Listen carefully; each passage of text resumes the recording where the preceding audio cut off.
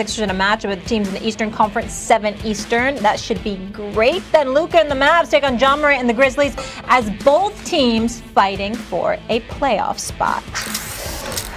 Breaking news into First Take this morning. Denver, 4th in the West. Some terrible news. Jamal Murray tore his ACL. The team just tweeting this out. He will be out indefinitely. Stephen A., I'll start with you. Kendrick Perkins back here with us. What does this mean for Denver? Well, I got to tell you, first thing, I was watching the game last night, start to finish, because I was watching that show Steph Curry was putting on. And I'm such a fan of Jamal Murray. I mean, he's such an unsung hero in the game of basketball.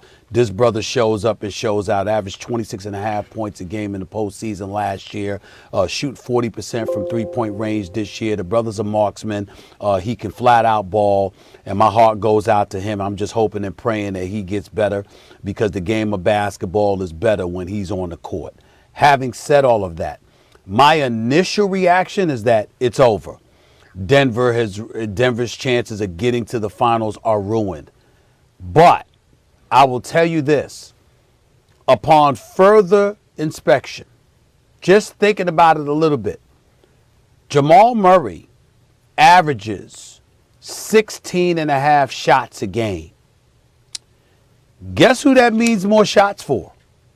Jamal Murray being out means more shots for Will Barton, means more shots for Michael Porter. And I believe in both of those brothers. I believe in both of them. And when you combine that with the pickup of Aaron Gordon and the fact that you can choose, because remember, there's only one basketball. And you look at Aaron Gordon, and he just wanted to get out of a losing situation in Orlando. He's been happier than a pig in mud since he's got to Denver, okay? And he's just been playing a role and defending and rebounding and helping out the Joker as much as he possibly can. But when you think about Jamal Murray being out, and it's a devastating loss, and their chances certainly don't improve without him, but do they have the talent to make up for his absence? Potentially. Yeah, because we've seen Michael Porter ascending, and we know what Barton can do. I wouldn't just rule out Denver. Again, it's a daunting task not to have your man from the perimeter. We know that Joker's the man, period, and then Jamal is number 2. But I like Barton. I like Porter. And I like Aaron Gordon on this team. And I wouldn't just dismiss them. That much I will say.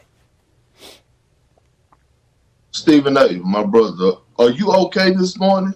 Yeah. You all right? I'm good. Because I've been seeing you and hearing you talk about people that need to be drug tested immediately. You might need to go take one yourself right now, all right? Because I'm not gonna complain about you for saying that. I'm not gonna complain about you for saying that. If I gotta go get drug tested, I gotta go get drug tested. All right? I know it's all right. First of all, I want to say I was watching Steph Curry in the game last night, and he was putting on his show and doing his thing.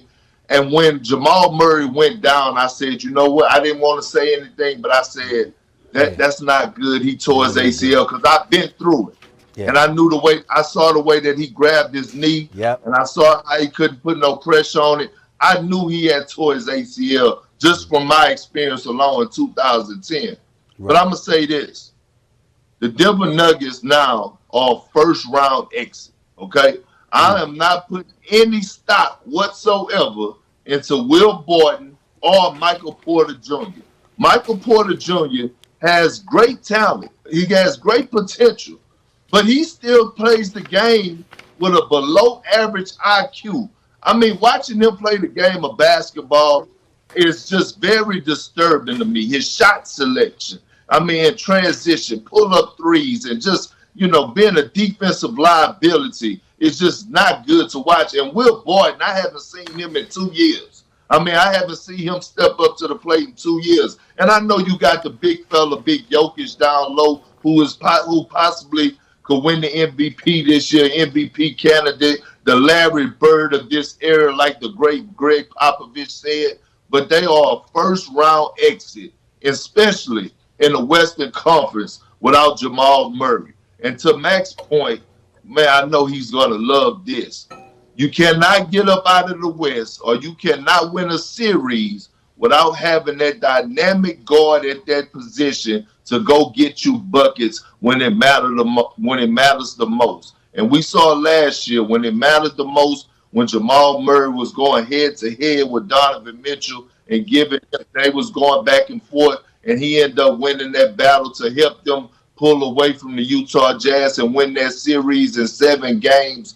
It was because of Jamal Murray. Jokic handled it and did his part against Rudy Gobert and took him to the school, put him over his lap, and gave him a good spanking in that series. But they need Jamal Murray. Without Jamal Murray, they are a first-round exit, okay? Well, Let's make it very clear. I didn't have them going to the finals anyway, and I'm not going that far. I just don't think they'll be an easy out, particularly in the first round, no matter who they're going against. I don't think they'll be an easy out. That's number one. Number two, in terms of Barton, he is averaging nearly 13 points a game, 43% shooting, 38% from three-point range, and only 10 shots a game. So I'm looking at it from that perspective. I'm looking at it from Porter's perspective, and I'm saying you're going to have to bring your game to go up against them because the Joker is a problem, and him with Aaron Gordon is a problem. I agree with you. I don't have them going to the finals, but I certainly don't look at them as an easy out in the first round, particularly if you're hovering around that 4th or 5th seed, because who knows who you'll be going against at that particular moment in time.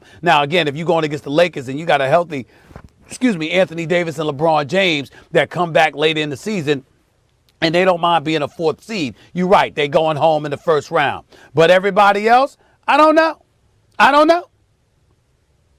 Stephen A., I mean, just think about it.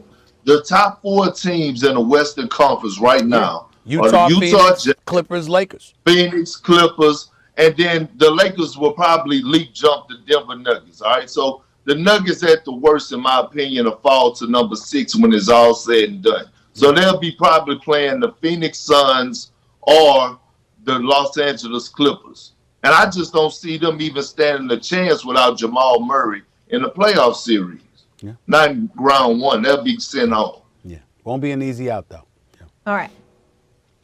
Again, just to repeat the news, Jamal Murray out indefinitely. Denver just tweeting it out with a torn ACL. Yeah, Kendrick Perkins, always a pleasure, sir. Hey, Molly, we will talk to you soon.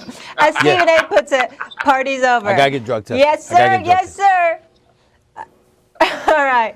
We'll leave it there, fellas. When we come back here on First Take, to the NFL we go. Who's got more to prove? Sam Darnold dealt from the Jets, or Zach Wilson, who's supposedly headed there?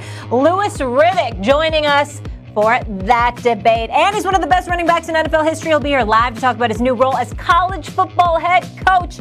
Titans and Buckeyes legend Eddie George joining us next.